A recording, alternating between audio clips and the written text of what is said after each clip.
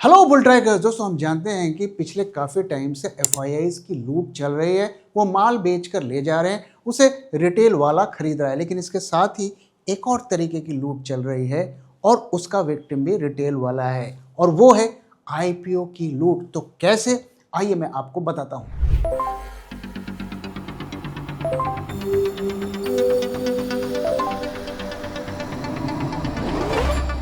जब मार्केट की हो बात, better ask bull track.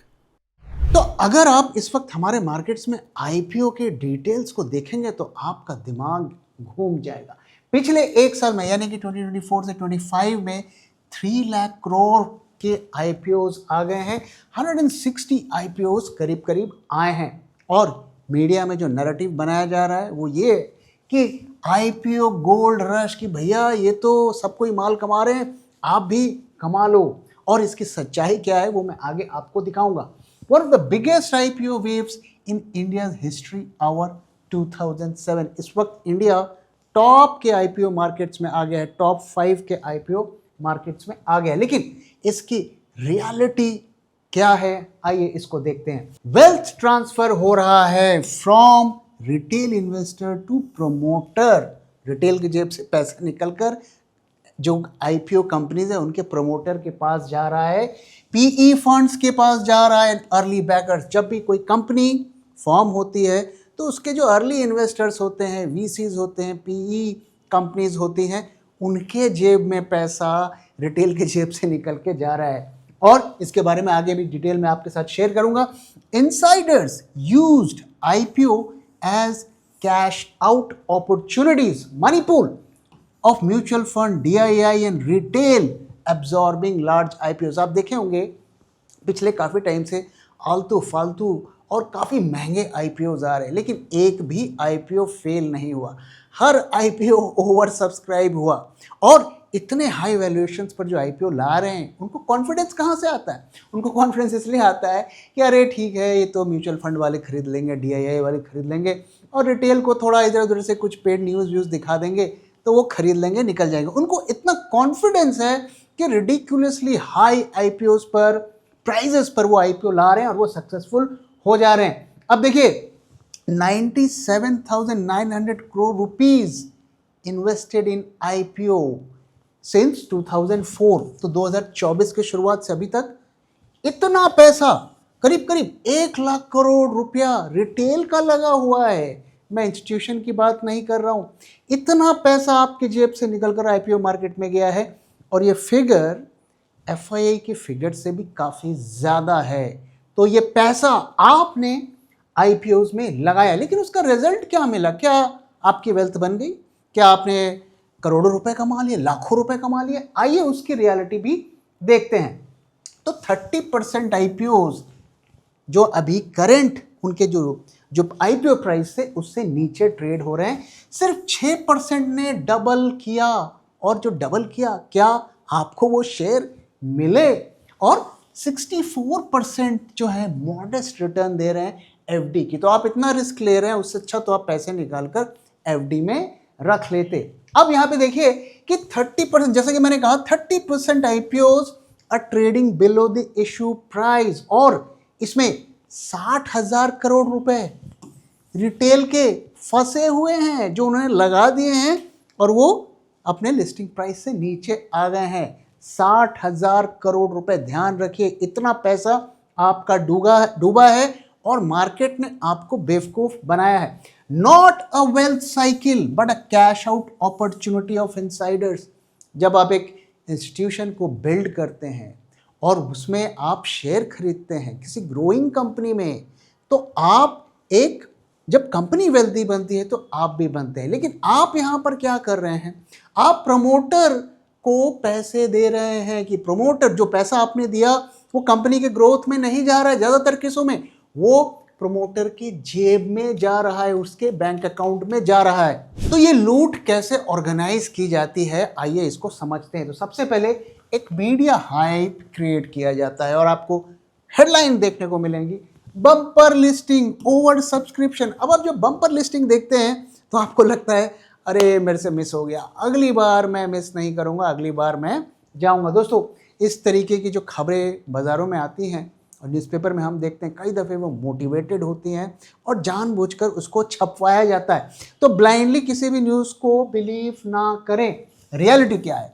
Promoter selling via OFS, offer for sale. तो जब आपके IPOs आते हैं तो उसमें आपको चेक करना है कि ये ऑफर फॉर सेल है या फ्रेश इक्विटी। आप देखिए, ऑफर फॉर सेल क्या होता है? मींस एग्जिस्टिंग शेयर होल्डर्स, जिन्होंने पहले कंपनी के शेयर खरीद लिए थे उसकी लिस्टिंग होने से काफ़ी पहले, वो अपना स्टेक सेल करते हैं और कंपनी के पास वो पैसा नहीं जाता। फॉर एग्जांपल, अगर मेरी कंपनी में 10 लोगों ने इन्वेस्ट किया है और हम ऑफर फॉर सेल जा रहे हैं, तो आप हमारी कंपनी को पैसा देंगे, वो पैसा हम कंपनी को ग्रो कराने में नहीं लगाएंगे, वो जो हमारे एग्जिस्टिंग शेयर होल्डर्स हैं उनके बैंक अकाउंट में जाएंगे। तो इसलिए ज़्यादातर केस में ऑफर फॉर सेल हो रहा है। PEVCs fund exiting after lock in. अब जिन्होंने कंपनी में पैसा लगाया 5 साल पहले, 7 साल पहले, 10 साल पहले, उन्हें लग रहा है यार अब अभी कंपनी से हमारा मन भर गया, अब यहाँ से पैसे निकालते हैं, कहीं और जाते हैं। तो मीडिया हाइप क्रिएट किया कि अरे इस कंपनी की तो बहुत ग्रोथ है और ये है वो है। तो भाई जब इतनी ग्रोथ है तो आप निकाल क्यों रहे हो? तो रिटेल को ल्योर किया, उसको शेयर्स दिए और पैसा लेकर हम अपने बैंक अकाउंट में ले गए। अब हम किसी और कंपनी में लगाएंगे और यही खेला खेलेंगे। Operators pumping GMP to lure investors. देखिए, रिटेल इन्वेस्टर्स को मोटिवेट करना कोई बहुत मुश्किल काम नहीं है। किसी भी शेयर का प्राइस बढ़ा दो, रिटेल बोलेगा अरे इतना बढ़ गया, आगे भी बढ़ेगा, वो खरीद लेगा। तो ये ग्रे मार्केट में सारा खेल शुरू होता है और फिर उस जो ग्रे मार्केट में प्राइजेस को मैनिपुलेट किया जाता है वो खबर बाहर अखबारों में छपती है और जब आप उसे देखते हैं तो आपको लगता है इस कंपनी में कुछ तो है और फिर आप IPO में इन्वेस्ट करने के लिए मोटिवेट होते हैं। तो 2024 में अगर हम देखें 90 मेन बोर्ड IPOs आए, यानी कि जो अगर हम SME वालों को हटा दें, raising 1.71 lakh crore, highest ever, अब तक का हाईएस्ट ये फिगर है। लिस्टिंग डे गेन की अगर हम बात करें तो एवरेज 30%। अब यहीं पर रिटेल वाला फंसता है, जब उसे दिखता है कि 30% का गेन आ गया तो वो अपने लालच को संभाल नहीं पाता है। But most profit vanished with in months. तो ये एक कॉमन गेम है। अच्छी लिस्टिंग होती है, जब अच्छी लिस्टिंग होती है कई दफ़े आपको अलॉटमेंट नहीं होता है या कई दफ़े आपको लगता है मैंने मिस कर दिया और आप खरीदते हैं, उसके बाद कुछ दिन बढ़ता है और फिर उसके बाद क्रैश हमें देखने को मिलता है। तो by late 2025 only 70% of IPOs remain above issue price. और मैंने दिखाया कि ज़्यादातर जो है मॉडेस्ट रिटर्न दे रहे हैं, FD से कम रिटर्न दे रहे हैं। Even those barely beat fixed deposit returns. तो सिर्फ 5-6% ही ऐसे हैं जिन्होंने जो काफ़ी अच्छा रिटर्न्स दिया है। तो ज़्यादातर एवरेज रिटर्न दिए हैं। 2024 से 2025 में अगर आप देखें तो nearly 85,000 crores of IPO money was pure OFS, about 40% of all funds raise. तो आप देख सकते हैं इतना पैसा रिटेल ने दिया, वो कंपनी में नहीं गया, वो जो शेयर सेल कर रहा था प्रमोटर, VC या PE, उसके बैंक अकाउंट में गया। तो आपके पैसे का क्या फ़ायदा हुआ? आपने तो सिर्फ एग्जिट दिया, आपने कंपनी को पैसे नहीं दिया कि उस कंपनी का इस्तेमाल करके वो आगे ग्रोथ करेंगे और आपकी वेल्थ बनेगी। आपने उसको एनकैश किया, उसके जो शेयर्स थे उसको एनकैश किया। तो कुछ एग्जांपल्स आइए देखते हैं। इसमें Hyundai मोटर्स का एक बड़ा, अब तक का सबसे बड़ा IPO आया था, 100% OFS। ये सारा पैसा उनके पेरेंट कंपनी में इंडिया से बाहर चला गया। विशाल मेगा मार्ट 100% OFS। LG, ये भी जो प्रमोटर कंपनी के पास गया है सारा का पैसा, 100% OFS। टाटा टेक्नोलॉजीज, ये भी 100% OFS था, यानी कि जो प्रमोटर्स हैं उनके जेब में पैसा गया, कंपनी में नहीं गया। तो आप देख सकते हैं कि ये सारा खेल जो है रिटेल से पैसा लेने का है। बुल ट्रैक में हमारी ये कोशिश रहती है कि जो भी हमसे जुड़ें उन्हें हम सही रास्ता दिखा सकें और इसका प्रूफ है हमारे पोर्टफोलियोज। ये है 2021 का पोर्टफोलियो और इसी ड्यूरेशन में अगर आप निफ्टी का रिटर्न देखेंगे तो वो 40% से कम है। और अगर आप हमारे 2024 पोर्टफोलियो को देखें तो वहाँ के रिटर्न्स करीब 18% हैं आप में से कई लोगों ने हमारे पोर्टफोलियो का बेनिफिट उठाया है, लेकिन आप में से कई सारे लोग ऐसे भी हैं जो ये सीखना चाहते हैं कि कैसे हम इसी तरीके के हाई परफॉर्मिंग पोर्टफोलियोज को खुद से डिज़ाइन कर सकते हैं और कैसे हम मल्टीबैगर स्टॉक्स को खुद से आइडेंटिफाई कर सकते हैं। और इसीलिए हम लेके आ रहे हैं invest for alpha 2.0, this time bigger better boulder, जहां आप सीखेंगे कैसे मल्टीबैगर स्टॉक्स ढूंढें, कैसे निकालें स्टॉक्स की रियल वैल्यूएशंस और क्या वो की मिस्टेक्स हैं जिसे करके इन्वेस्टर्स अपने लाखों रुपए डुबाते हैं। नवंबर 8 एंड 9 2025 सुबह 10 बजे से लेके शाम के 6 बजे तक। तो अभी विजिट करें हमारी वेबसाइट bulltrack.in पे या हमसे कांटेक्ट करें स्क्रीन पर दिए हुए नंबर पे। Register now.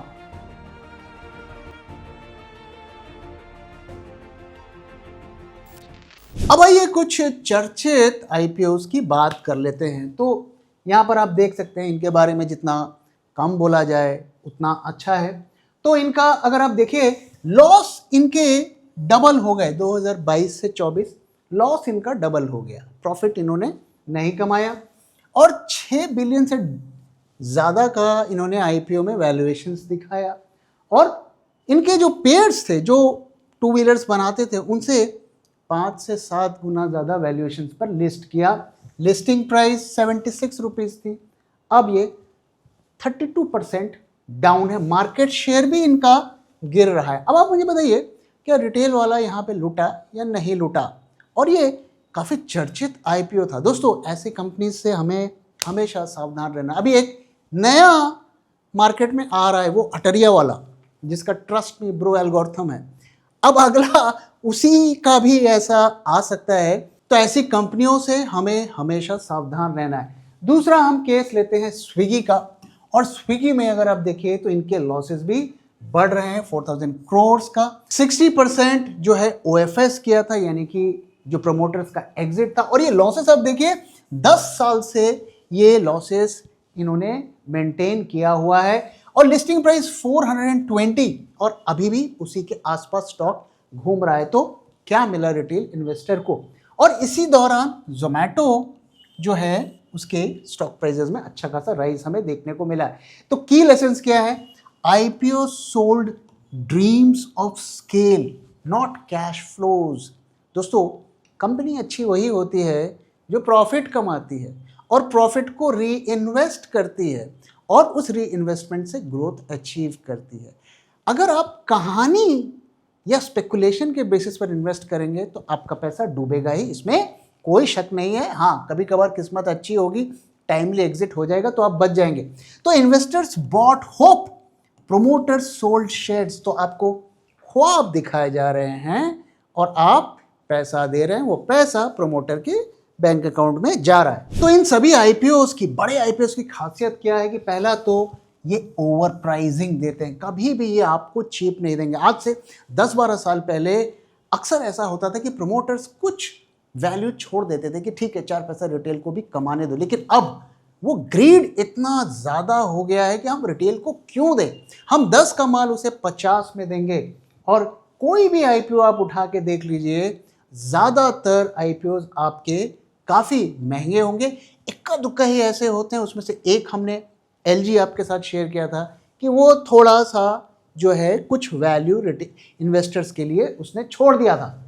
तो हुंडई मोटर्स की अगर आप बात करें तो 6% revenue share of parent, yet price at 42% of its market cap. तो आप देख सकते हैं कि उनके पेरेंट से भी ज़्यादा प्रीमियम पर हुंडई इंडिया का आईपीओ आया था। India premium become the top new investor trap. अब इंडिया का प्रीमियम क्यों है? क्योंकि यहाँ पर इन्वेस्टर्स बहुत ज़्यादा हैं और समझ उतनी नहीं है, उतने डिटेल सुने, उतनी एनालिसिस करनी नहीं आती है, तो कुछ भी स्टोरी छेप दी जाती है, कुछ भी कहानी बनाया दिया जाता है और रिटेल उस पर बिलीव कर लेता है। और जब वो मल्टीपल सोर्सेस से वही कहानी सुनता है तो उसे बिलीव हो जाता है कि नहीं यही कहानी सही है और इसीलिए वो फंसता है। साथ ही आप देखिए जीएमपी मैनिपुलेशन, सब्सक्रिप्शन हाइप और लॉक इन डंप्स। तो क्या होता है, हम सुनते हैं कि अरे इतने बड़े बड़े इन्वेस्टर्स इसमें इन्वेस्ट कर रहे हैं और कुछ टाइम के लिए वो शेयर को होल्ड करते हैं जब तक उनकी लॉक इन होती है। लॉक इन के बाद वो शेयर को बेच देते हैं और स्टॉक प्राइस में क्रैश हो जाता है। और आप देख सकते हैं ये कुछ एग्जांपल्स आपके सामने हैं। तो कई तरीके की कंपनीज होती हैं और इसमें आप देखिए कि ज़्यादातर आईपीओज ये tech, so called tech IPOs आते हैं। इनमें ज़्यादातर लॉस मेकिंग होते हैं, हाइप काफ़ी ज़्यादा होता है। रिन्यूएबल्स ये भी काफ़ी एक हाइप सेक्टर है कि रिन्यूएबल का कोई भी कंपनी का आईपीओ आएगा तो उसमें आप वैल्यूएशंस कमांड कर सकते हैं। मैन्युफैक्चरिंग उतना हाइप सेक्टर नहीं होता है तो थोड़ी रीजनेबल वैल्यूएशन से आता है। और फिनेंशियल्स भी केस टू केस डिपेंड करता है और इसके कुछ एग्जांपल्स आप यहाँ पर देख सकते हैं। अब रिन्यूएबल्स के मैं आपको दो एग्जांपल दिखाता हूँ। ये प्राइमर एनर्जीज का स्टॉक आप देख सकते हैं। लिस्टिंग हुआ, लिस्टिंग के बाद एक सेलिंग का दौर आया और फिर ये राइज आया। कितने लोग यहाँ पर फंसे होंगे कि अरे रे हमने ये कंपनी आईपीओ में मिस कर दी, अब ये बढ़ने लगा है, हम ले लेते हैं, और फिर आप देखिए क्या हाल है। उसी तरीके से वारी एनर्जी काफ़ी रिटेल का फेवरेट और चर्चित स्टॉक है। यहाँ पर क्या सिचुएशन होती है, और दोनों में अगर आप देखिए लिस्टिंग बम्पर होती है। अगर वारी एनर्जी में देखें तो 1500 का आईपीओ प्राइस 2500 में लिस्ट होता है, ज़बरदस्त लिस्टिंग होती है और उसके बाद फिर एक फॉल होता है, यहाँ पर एक सेलिंग होती है और अब वापस से इसमें राइज होता है। पता नहीं ये कब तक टिकेगा। तो ऐसे में करना क्या चाहिए, क्या आईपीओ में इन्वेस्ट नहीं करना चाहिए? आईपीओ में अगर आप इन्वेस्ट करते हैं तो बिना एनालिसिस के नहीं करना चाहिए। क्या चीज़ें आपको फॉलो करनी है, आइए देखते हैं। तो सबसे पहले कि think like an analyst, not a gambler. कहानी पर मत बिलीव करिए कि अरे 3 साल में तो ऐसा हो जाएगा, सब लोग ये खरीदने लगेंगे, वो खरीदने लगेंगे और कंपनी में ग्रोथ आएगा। आपके पास नंबर्स होने चाहिए, कितना ग्रोथ होगा, कितना प्रॉफिट होगा, और सबसे बड़ा क्वेश्चन आपको ये पूछना चाहिए ये कंपनी प्रॉफिटेबल कब होगी। और इसलिए उनके जो डॉक्यूमेंट्स जो कंपनी पब्लिश करती है उसे देखिए, कितना % ओएफएस है उसे देखिए, और जो ये पैसा ले उठा रहे हैं मार्केट से उसका क्या करने जा रहे हैं। अगर वो पैसा कंपनी के ग्रोथ में यूज़ होगा तब भी आप उस पर पैसे लगा सकते हैं, लेकिन अगर वो सीधा प्रोमोटर के बैंक अकाउंट में जा रहा है तो उससे हमें दूर रहना चाहिए। Avoid IPOs with no profits, loss making firms sell stories not results. दोस्तों मुझे याद है बहुत साल पहले जब भारती एयरटेल का आईपीओ आया था, 45 रुपीज़ का आईपीओ आया था और मैंने 45 रुपीज़ में वो आईपीओ खरीदा था। एक साल के अंदर वो प्राइस 22 रुपीज़ आ गया था। ये तो कंपनी की किस्मत अच्छी थी और मैनेजमेंट अच्छा था कि उसने कंपनी में ग्रोथ कराया और रिकवर हो गई। ज़्यादातर कंपनीज इस स्टेज पर फेल हो जाती हैं और बंद हो जाती हैं। ये सारा का सारा पैसा मेरा ज़ीरो हो सकता था, लेकिन आई एम लकी कि मैंने एक ऐसी कंपनी में लगाया जिनके जो फाउंडर्स थे विजनरी थे और उन्होंने एक बड़ी कंपनी बनाई। लेकिन ये मेरा पूरा का पूरा पैसा ज़ीरो हो सकता था। तो इसलिए बेशक वेट कर लें, लेकिन तभी पैसे लगाएं जब कंपनी के एक सॉलिड प्लान्स आपके सामने हैं कि कैसे कंपनी ज़ीरो से प्रॉफिटेबल होगी। तीसरी चीज़ हमें जो देखनी है कि 90 डेज तक पोस्ट लिस्टिंग हमें वेट करना है, क्योंकि एंकर इन्वेस्टर्स इसके बाद सेलिंग करते हैं। Limit IPO bets to 5% of your total portfolio. जितना भी आईपीओ आप में पैसा लगा रहे हैं आपके टोटल पोर्टफोलियो का 5% से ज़्यादा नहीं होना चाहिए।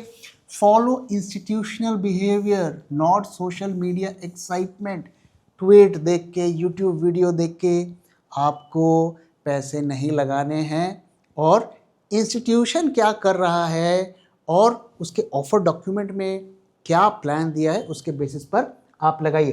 तो यहाँ पर कुछ चेकलिस्ट आप फॉलो कर सकते हैं कि प्रोमोटर सेलिंग शेयर्स, क्या प्रोमोटर सेल कर रहा है इस आईपीओ में, तो ये एग्जिट सिग्नल है, not a confidence vote.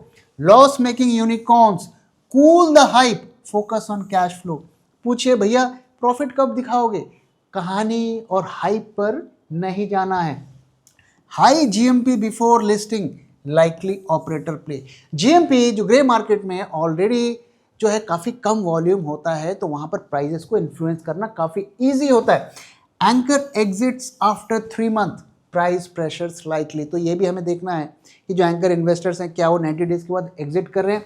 No clear business model, skip immediately. अगर आपके पास प्लान नहीं है कि कब तक ये प्रॉफिटेबल होगा, कब तक ये रेवेन्यू को ग्रो नहीं करेगा, तो आपको उसको अवॉइड करना है। और इसी तरीके से कुछ वार्निंग साइंस भी मैं यहाँ पर आपको शो कर रहा हूँ, आप इसे पॉज करके देख सकते हैं। तो अब आइए हम मार्केट्स की तरफ चलते हैं और देखते हैं कि मार्केट्स आने वाले कुछ दिनों में कहाँ जा रहा है। तो आज का डेटा अगर हम देखें 30 अक्टूबर है और आज मार्केट में थोड़ा पैनिक हमें देखने को मिला। 176 पॉइंट मार्केट्स डाउन रहे और 25,877 पर निफ्टी क्लोज हुआ। तो आज मार्केट में पैनिक का वजह क्या थी कि कल की जो पॉलिसी आई यूएस फेड की, तो जो एक्सपेक्टेड था वही हुआ, 0.25 का कट भी हुआ जो कि ऑलरेडी मार्केट में प्राइस इन था। लेकिन जो उनकी कमेंट्री थी उसमें उन्होंने कहा कि आगे के जो कट्स हैं वो थोड़े अनसर्टेन है, शायद नहीं होंगे। और उसकी वजह थी कि जो यूएस गवर्नमेंट का भी शटडाउन चल रहा है, उसकी वजह से उन्हें डेटा नहीं मिल रहा है और डेटा जब तक नहीं मिलेगा वो डिसीजन नहीं लेंगे। तो अब ये ऐसा माना जा रहा है कि अब इस साल शायद और कोई रेट कट्स नहीं होंगे और उसी का नतीजा हमें देखने को मिला। और इसी वजह से अगर आप देखिए तो आईवीज में भी मार्जिनल राइज देखने को मिला है। और अगर विक्स को देखें तो काफ़ी दिनों के बाद अब 12% से ऊपर विक्स आ गया। आप देख सकते हैं कि पिछले कई दिनों से ये इससे नीचे चल रहा था। पुट कॉल रेशियो में अगर हम देखें तो कल की राइज के बाद आज फिर शार्प फॉल देखने को मिला और एक बार हम फिर 0.76 के लेवल पर पहुंच गए। काफ़ी सारी शॉर्ट पोजीशंस ऐड हुई। 16,000 जो निफ्टी फ्यूचर्स में ओआई ऐड हुआ है और विथ फॉल इन प्रीमियम आप देख सकते हैं कि प्रीमियम पिछले 2 दिन के सेल के लोएस्ट लेवल पर, इनफैक्ट 3 दिन इस सीरीज में सबसे लोएस्ट लेवल पर है और नेक्स्ट मंथ में ही हमें वही पैटर्न देखने को मिला। आज फिर हमें काफ़ी अच्छा वॉल्यूम देखने को मिला, एवरेज से काफ़ी ज़्यादा, और एडवांस डिक्लाइन भी काफ़ी जो है पुअर रहा। और जैसा कि मैंने कहा था कि कल एक्सपायरी की वजह से काफ़ी एफआई की इंडेक्स शॉर्ट्स की पोजीशंस कट हुई हैं, लेकिन लगता है कि कल के दिन उन्होंने फिर ऐड करना शुरू किया। आज का डेटा अभी नहीं आया है तो इसलिए कहना मुश्किल है कि आज पोजीशंस ऐड हुई हैं या कम हुई हैं। तो आज का मैं अगर डेटा देखूं तो यहाँ पर मैं क्या कंक्लूड कर सकता हूँ, तो आज का डेटा बेरिश ही है। अब अगर हम सेंटिमेंट ट्रैकर में चलें तो वहां हमें क्या देखने को मिलता है, तो सेंटिमेंट ट्रैकर को अगर हम देखें तो यहाँ पर वापस से ये बेरिश पे आ गया है। तो लगभग इसी जोन पर ये घूम रहा है और जो भले ही मार्केट ऊपर जा रहे हैं लेकिन हमारा सेंटिमेंट ट्रैकर बेरिशनेस ही इंडिकेट कर रहा है। तो ऐसे में हमें करना क्या है, तो इसके लिए आइए चार्ट पर चलते हैं। तो चार्ट पे अगर हम देखें तो अभी भी कोई बदलाव नहीं हुआ है, ये टॉप पर कंसोलिडेट कर रहा है और ये कंसोलिडेशन कुछ ऐसा ही हो रहा है। तो आप देख सकते हैं कि यहाँ पर काफ़ी दिन प्राइजेस सस्टेन कर रहे थे, ये इसी तरीके का पैटर्न बना रहा है। तो हमने आपके साथ शेयर किया था कि 25,780 के नीचे ही हमें शॉर्ट करना है। अगर आप इम्पेशेंट हैं तो हेजिंग के साथ शॉर्ट्स को कैरी कर सकते हैं और इस लेवल के नीचे ही शॉर्ट्स को हटाना है। तो अभी भी हमारा वही प्लान है। क्या कल से वापस से मार्केट्स गिरने शुरू हो जाएंगे? अभी हमें इतनी जल्दीबाजी नहीं करनी चाहिए, ये की लेवल है और इसके नीचे ही हमें फॉल बढ़ता हुआ दिखेगा। हमें ध्यान में रखना है कि अभी बंसल जी का बड़ा आईपीओ आने वाला है और मार्केट को उसे भी सक्सेसफुल करना है। तो इसलिए बहुत ज़्यादा हमें मार्केट से इमीडिएट फॉल की उम्मीद नहीं लगाना चाहिए।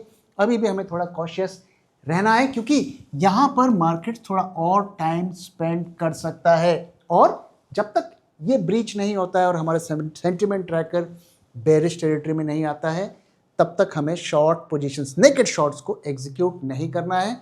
हेजिंग के साथ हम पोजीशंस को कैरी कर सकते हैं। तो दोस्तों इसी के साथ इस वीडियो को मैं यहाँ पे खत्म कर रहा हूँ। वीडियो कैसा लगा जरूर बताइएगा, अपना फीडबैक भी शेयर करना मत भूलिएगा। Thank you very much for watching and thank you for your time.